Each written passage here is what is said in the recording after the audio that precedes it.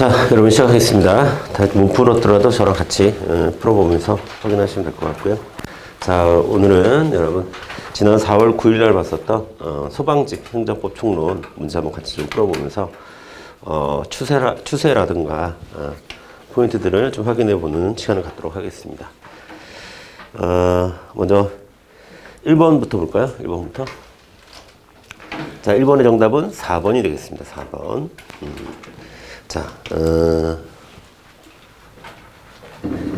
이렇게 이제 대놓고 행정기본법이 시험에 나올 겁니다. 행정기본법이 만들어졌기 때문에 시험에 나올 겁니다. 근데 행정기본법이라고 하는 것은 우리가 기존에 알고 있었던 행정법의 이론을 법리화시킨 것이기 때문에 내용 자체가 그렇게 어렵진 않아. 말 그대로. 그러니까 행정기본법은 항상 여러분 봐야 돼. 그런데 이제 중요한 거는 예전에는 그냥 나왔다고 한다면 이제는 행정기본법의 문구대로 나올 거예요. 이렇게.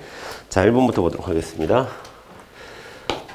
자, 행정작용은 법률에 위반되어서는 아니하며, 당연하죠. 뭡니까, 여러분?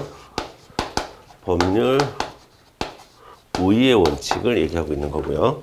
그 다음에 국민의 권리를 제한하거나 의무를 부과하는 경우와 그 밖에 국민 생활에 중요한 영향을 미치는 경우에는, 자, 그 다음에 뭐라고 되어 있어요? 법률에 근거해야 한다. 뭡니까? 법률 유보의 원칙을 얘기하고 있고, 자, 우리는 법률 우위와 법률 유보가 지켜지는 것을 법치행정이라고 얘기를 하죠. 자, 1번은 뭐 간단한 얘기였고, 그 다음에 2번 행정청은 권한행사와 기회가 있음에도 불구하고 장기간 권한을 행사하지 아니하여, 자, 국민이 그 권한이 행사되지 아니할 것으로, 자, 중요한 말 나왔죠.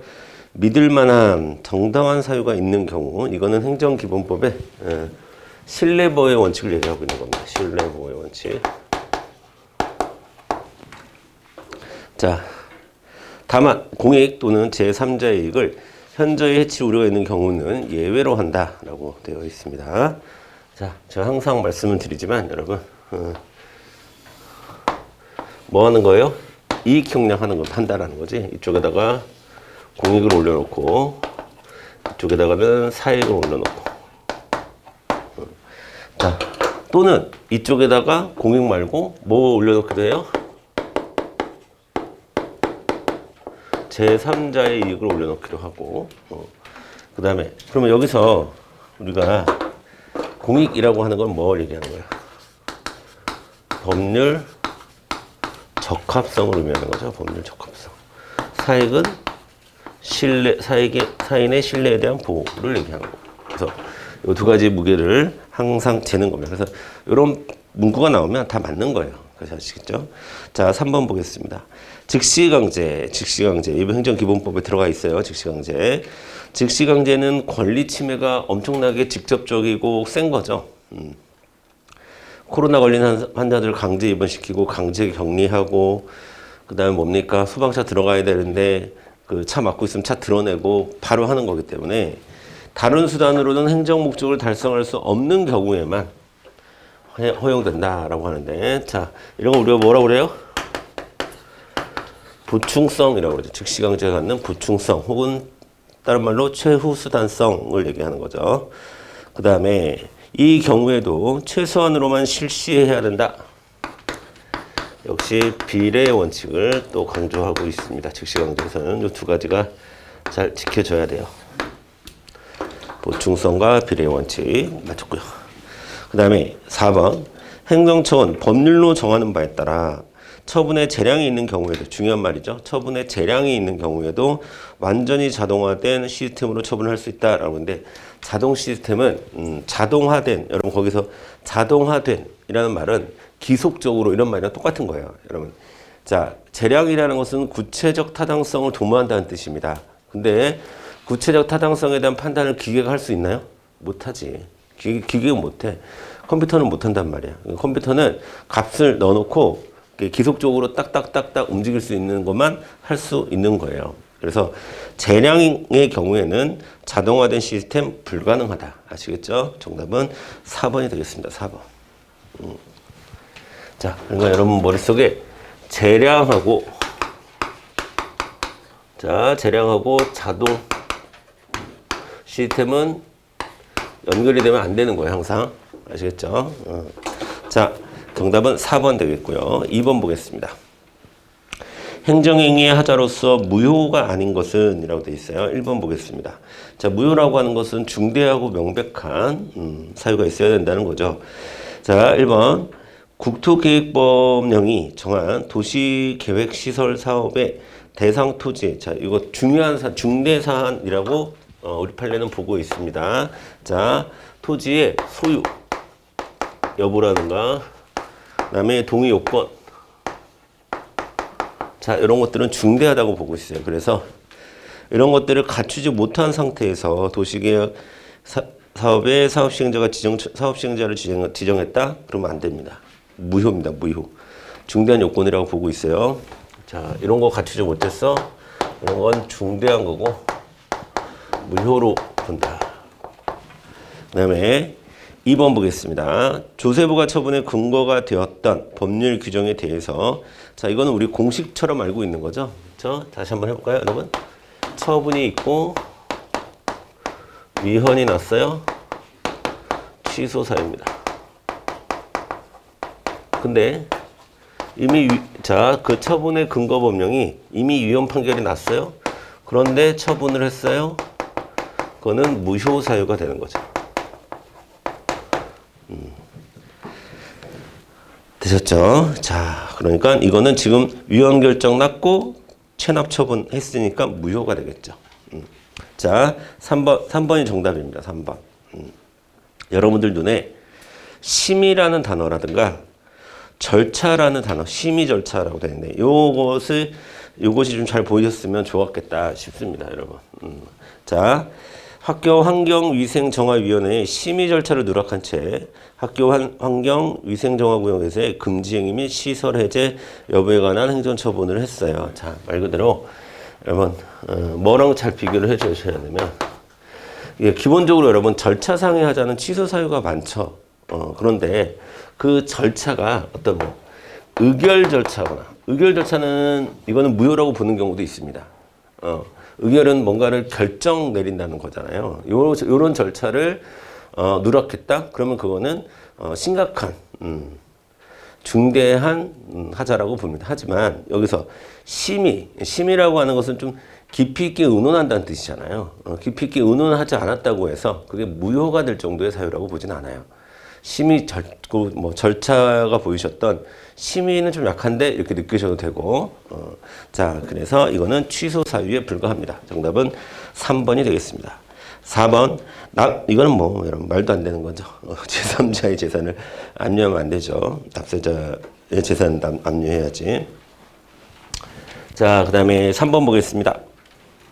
자, 행정행위의 취소와 처리에 대한 설명을 옳지 않은 것은, 자, 여러분 일단 취소라고 하는 이렇게 취소라고 하는 것은요, 여기서 이야기하는 취소는 직권 취소를 얘기하는 거예요. 그렇죠? 자, 취소와 철회. 취소와 철회에서 제일 중요한 거는 취소와 철회의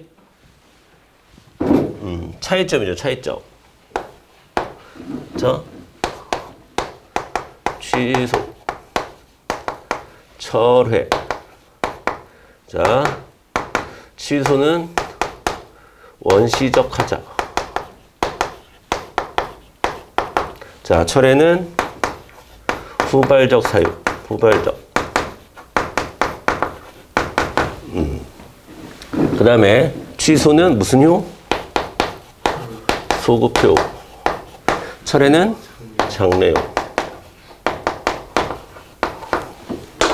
자, 이 둘의 공통점은 뭐예요?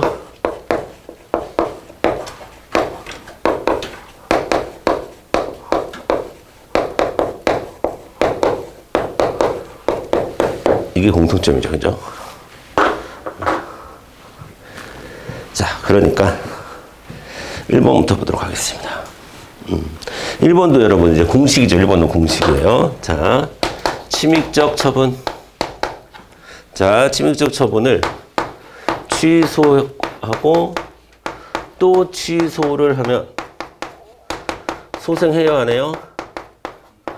소생하지 않습니다. 자, 이거를 우리 선지에서는 어떻게 얘기하냐? 침입적 처분의 취소의 취소를 인정하지 않는다 이렇게 얘기합니다. 똑같은 말이에요. 인정. 이게 되살아나지 않는다라는 말하고 인정하지 않는다라는 말 똑같아요. 하지만 그 처분이 수익적 처분이라고 한다면 취소하면 소생합니다. 그래서 우리는 그 처분을 수익적 처분의 취소의 취소를 인정한다 이렇게 얘기하죠.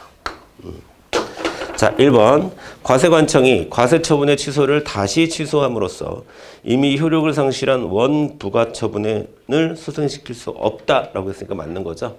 소생시킬 수 없습니다. 2번 보겠습니다.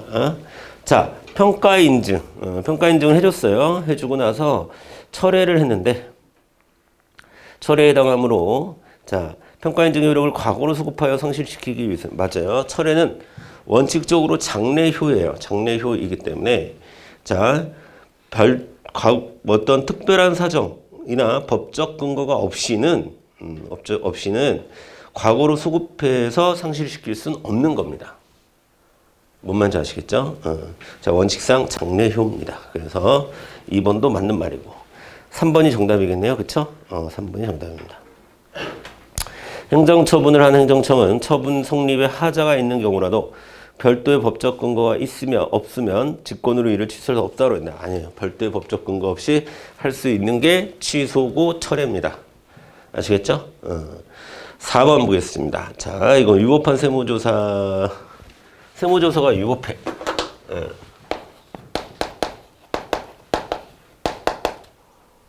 세무조사를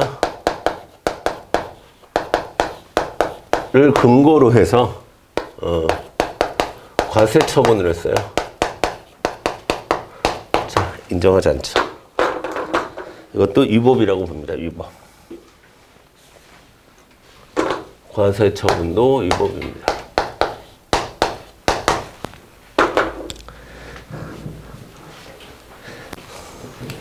자, 이거는 그거랑 법리가 똑같은 거죠. 우리 형법에서도 위법하게 수집된 그 위법한 증거 수집의 효력을 인정하지 않잖아요. 그렇죠? 만약 이걸 인정하게 되면 다 위법하게 증거를 수집할 거야. 다 위법하게 세무조사를 할 거란 말이야. 이 위법한 세무조사를 못하게 하기 위해서 그것을 통한 그것으로 수집된 과세 자료를 기초해서 과세 처분을 하게 되면 다 위법하다고 봅니다. 아시겠죠? 위법한 세무조사를 막기 위해서 그런 거예요. 세무조사는 엄청나게 침입적인 거거든요. 세무조사도. 자, 그래서 자, 이런 걸 못하게 하려고 그렇게 하는 겁니다. 자, 4번 볼까요? 신뢰보유 원칙에 대한 설명으로 옳지 않은 것은 자, 1번 보겠습니다. 행정청이 공적인 견해에 반하는 행정처분을 함으로써 달성하라는 공익이 행정청의 공적 견해 표명을 신뢰한 개인이 그 행정처분으로 인해서 있게 되는 이익을 정당할 수 없을 쪽 강한 경우는 그 처분이 위법하지 않다라고 했는데 무슨 얘기예요? 복잡한 것처럼 보여도 이 얘기하는 거다. 이 얘기. 이익 경량하면 된다라는 얘기잖아요. 그렇죠? 자, 이익 경량에 대한 얘기입니다. 자, 2번 보겠습니다. 과세관청이 질의회신 등을 통해서 어떤 견해를 대외적으로 표명하였더라도 여기서 그 다음부터 밑줄을 가져 있어야 돼요. 중요한 사실관계와 법적인 쟁점을 제대로 드러내지 않은 채 질의한 것에 따르면 자, 이건 무슨 질문 자체가 잘못됐다는 얘기죠. 엉성한 질문을 한 거예요. 그러니까 주관적인 질문을 하는 거예요. 자, 우리가 질문을 할 때 우리 유리한 답을 얻기 위해서 질문을 하는 경우가 많아요. 특히 민원 질문하는 경우에 자기에 대해서 다 객관적으로 알리지 않고 자기에게만 유리한 정보, 자기에게 필요한 정보만을 알려주는 거예요. 제가 이러이러한데 이거 할 수 있나요? 이렇게 물어본단 말입니다. 근데 그런 것에 따라서 공적 견해 표명에 의해서 정당한 기대를 가지게 할 만한 신뢰를 부여하는 경우로 보지 않습니다. 아시겠죠? 그러한 질문이라고 한다면 자, 정답은 3번이 되겠습니다. 3번.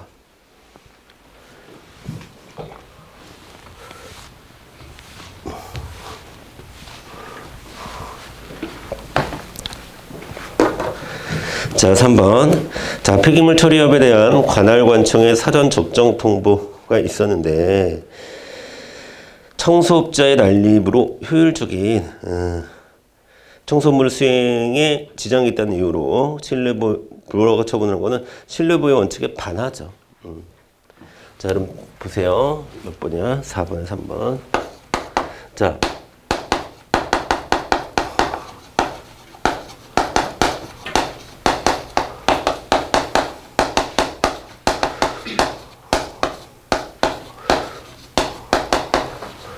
폐기물 처리업 사전 적정 통보 관련해서 우리는 판례를 두 가지를 기억하고 계셔야 돼요. 그냥 폐기물 처리업 사전 적정 통보만 보고 절대 답으로 가시면 안 되고, 자, 그 사유가 이게 실외보호 원칙과 관련해서 두 가지 판례가 있는 겁니다. 하나는 지금 봤던 청소업자 난립,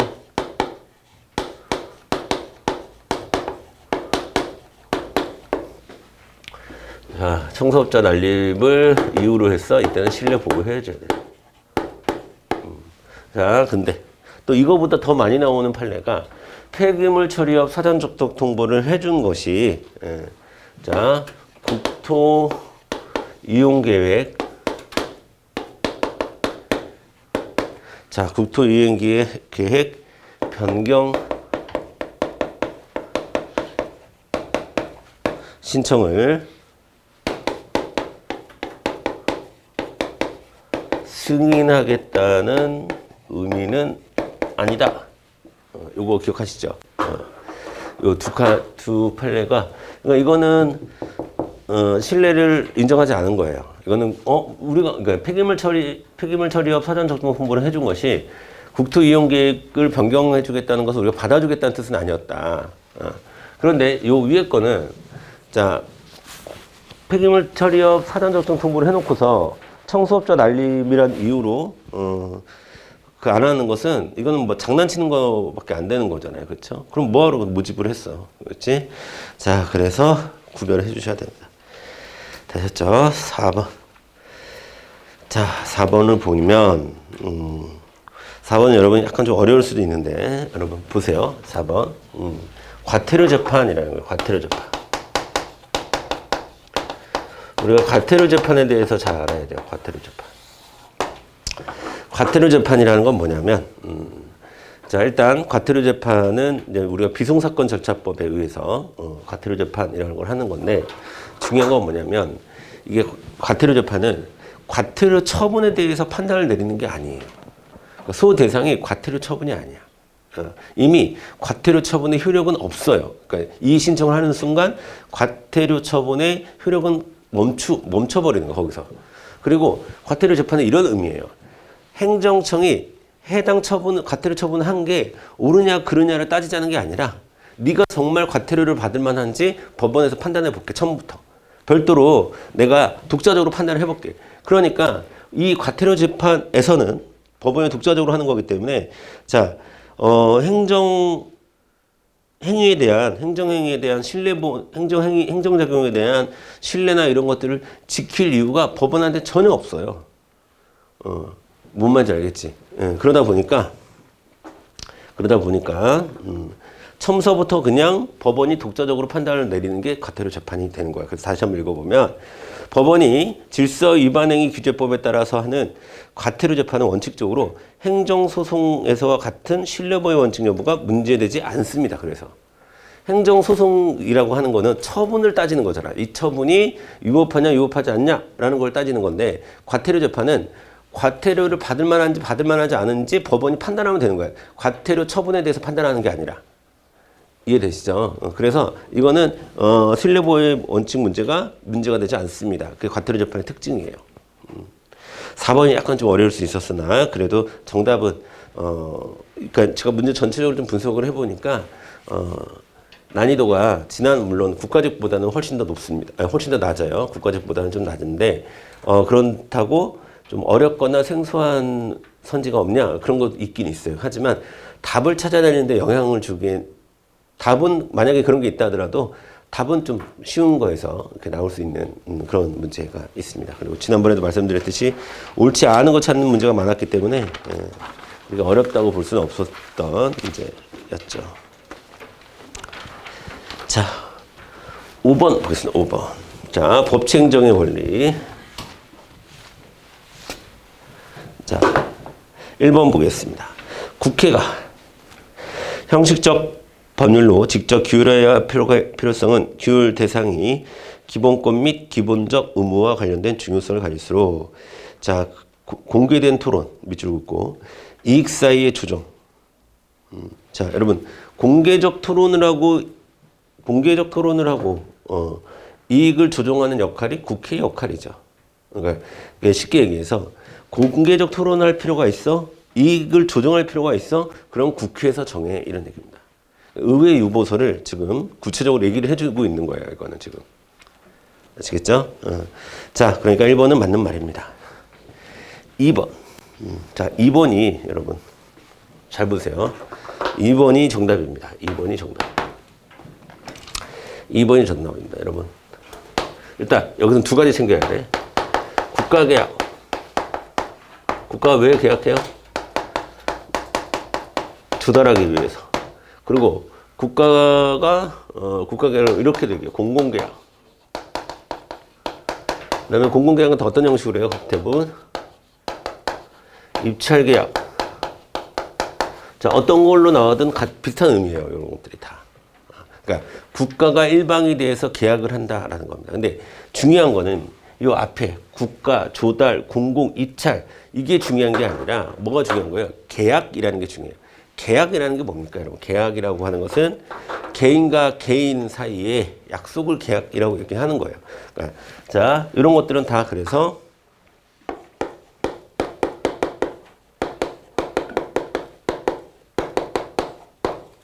사법상 행위에 해당합니다. 다 사법관계입니다. 다 사법관계. 사법상 행위입니다. 되셨죠? 그래서 국가계약의 본질적인 내용은 사인 간의 계약과 다를 바가 없어. 여기까지 맞는 말이에요. 그리고 법령에 특별한 규정이 있는 경우를 제외하고는 사법의 규정 내지 법 원리가 그대로 적용될 수 있다. 이것도 맞는 말이에요. 근데 여러분 사법관계는 사법상 행위는 법을 안 지켜도 돼요. 아니지. 법이 있잖아. 근데 이 뒤에서 이제 반전이 생기는 거예요. 그런데 국가와 사인 간의 계약은 국가계약법이라는 게 있어요. 그럼 그 국가계약법의 요건과 절차를 지켜야겠죠. 지켜야겠지. 그럼 법률 우위 원칙이 어긋나는 거죠. 법률이 없으면 몰라도 있는데 그걸 안 지키면 그 요건과 절차에 따라서 안 하면 그 문제가 되는 거잖아요. 그렇죠? 그래서 2번이 틀렸습니다. 뒷부분이 틀렸어요. 뒷부분이. 자, 그 다음에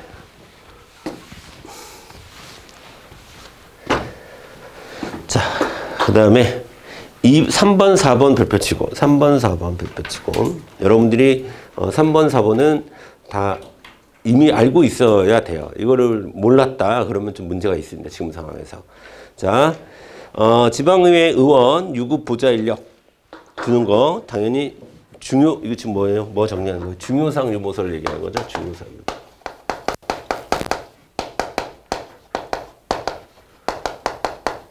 유보서에 대한 얘기고 이거 법률로 당연히 법률로 근거가 필요하죠.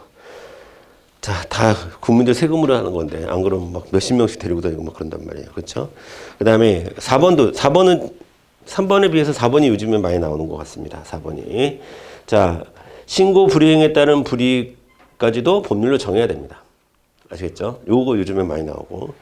그 다음에 전통적으로 많이 나오는 건 뭐예요? 텔레비전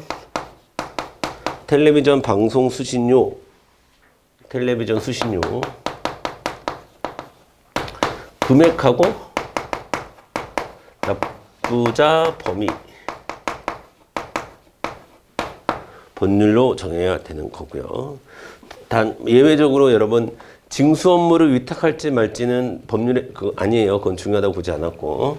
자, 그 다음에 두 번째 토지 초과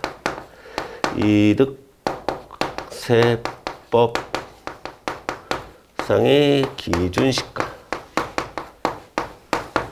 이런 것도 자 중요상 유보서에 되는 거고 또 우리 군대 갔다 오신 분들 정말 중요하죠. 병의 복무기간 법률로 정해야 되는 거. 그다음에 토지 등 소유자, 토지 등 소유자의 자 동의 종족수.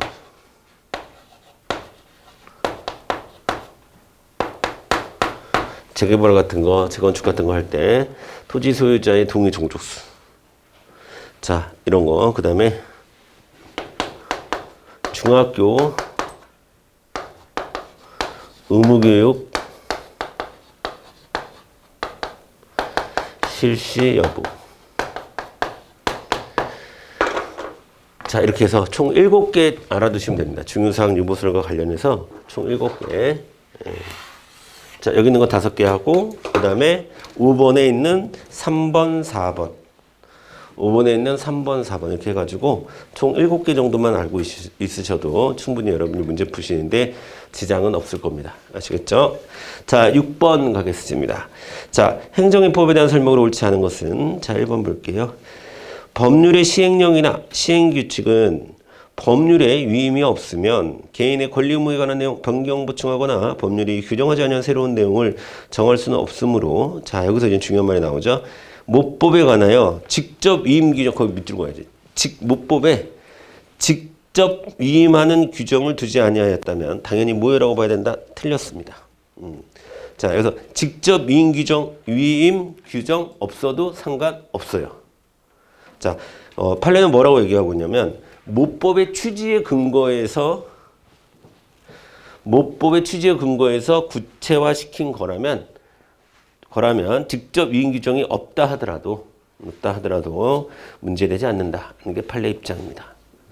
그래서 여기서 직접 위임 규정 있지 않아도, 그러니까 직접적으로 딱 거기 박혀 있어야 되는 건 아니다라는 겁니다. 아시겠죠? 자, 그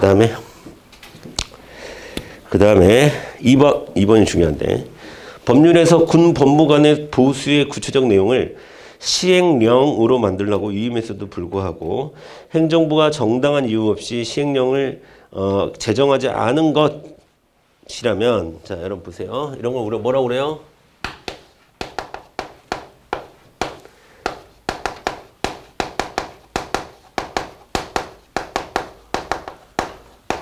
행정입법 부작위라고 얘기하죠. 행정입법 부작위. 자, 행정입법 부작위가 있을 때 여러분, 자, 부작위 위법 확인 소송 가능한가요? 안 되죠. 부작위 위법 확인 소송은 처분에 대한 부작위만 됩니다.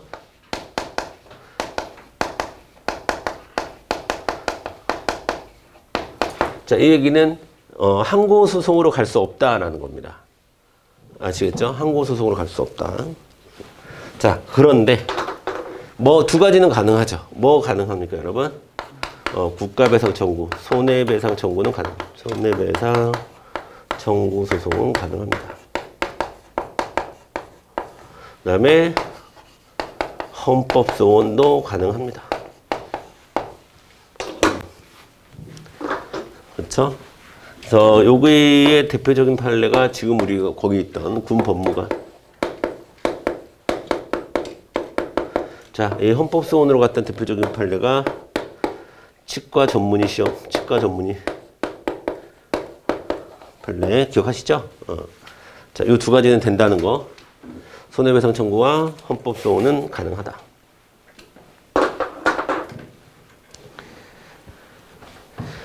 자, 그 다음에 약간만 디테일하게 들어가면 여러분, 행정입법 부작위는 크게 두 가지로 나눌 수 있어요. 하나는 진정 행정입법 부작위가 있고요.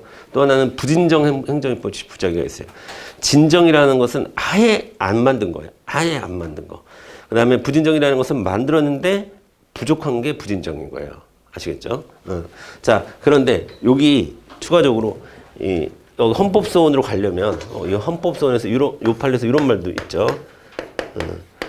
진정입법 부작위일 때 가능하다. 이렇게 헌법소원으로 가려면 부진정은 안 돼. 부진정은 만들긴 한 거니까. 부족할지라도 만들긴 한 거니까. 지금 헌법소원으로 가려면 진정입법 부작위일 때 가능하다. 뭐 이런 것까지도 디테일하게 또 챙겨주면 좋을 것 같습니다. 자, 그 다음에 3번 보겠습니다. 3번. 3번은 뭐 엄청 많이 이렇게 했던 거죠. 그렇죠? 자, 일반적으로 법률의 유임에 따라 효력을 갖는 법규 명령의 경우에 유임의 근거가 없어 무효였더라도 나중에 법 개정으로 유임의 근거가 부여되면, 자, 중요한 말, 그때부터는 유효한 법규 명령이 명령으로 볼 수 있습니다.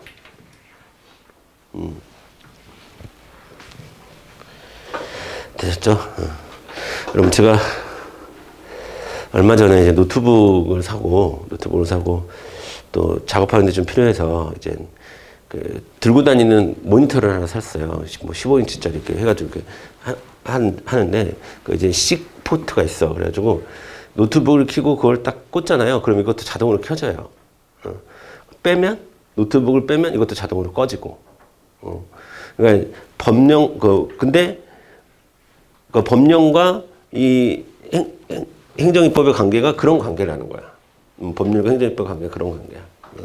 자, 그래서 그러니까 두 가지가 있어요. 그러니까 두 가지를 여러분 추가적으로 다 알고 계셔야 돼요. 이 3번 선지와 관련해서는 뭐냐면 그때부터라는 표현에 대한 지금 설명을 하고 있는 중입니다.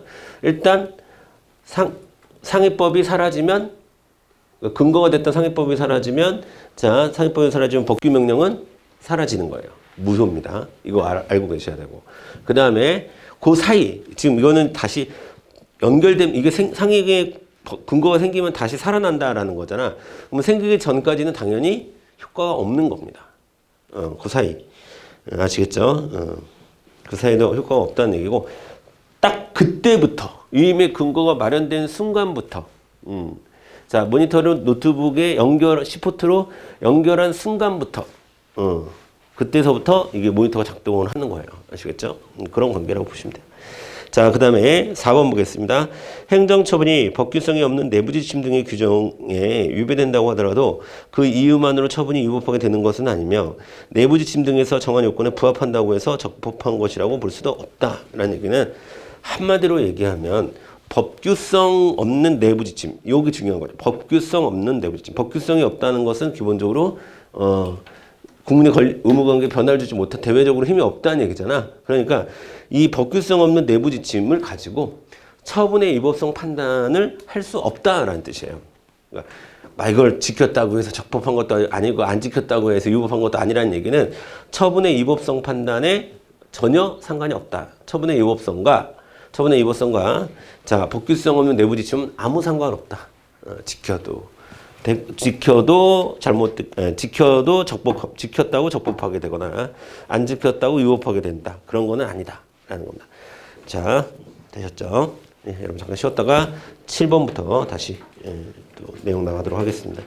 그러니까 제가 지금 문제가 많이 어려워서 이렇게 혹은 뭐 문제가 또 너무 쉽고 이런 게 아니기 때문에 제가 최대한 그리고 뭐 시험이 끝나자마자 지금 뭐 여기에 대한 답을 알고 싶고 뭐 이런 좀 상황이 아니잖아. 우리가 지금 뭐 그리고 이제 다음 주방지 시험 준비하는 거니까 그래서 최대한 뭐 문제 하나하나에 어떤 포인트들이 있는지 최대한 좀 뭐라고 그럴까요? 좀 확장해서 여러분이 정리하실 수 있도록 그렇게 계속 설명을 좀 하도록 하겠습니다. 잠깐 끊었다 가겠습니다.